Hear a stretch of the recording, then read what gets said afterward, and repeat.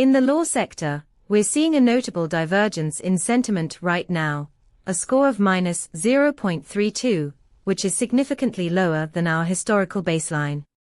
This indicates a rising wave of negativity surrounding legal discussions, even as momentum ticks up to +1.06. With 19 semantic clusters identified, the API is diving deep into the nuances of what this sentiment shift means. You can leverage this data to stay ahead of potential legal disputes or changes in public opinion. For instance, if you're developing compliance tools, this sentiment analysis can help you identify areas of concern before they escalate. Get the insights you need to make informed decisions. Check out the API documentation at pulsebit.lojenterprise.com/docs.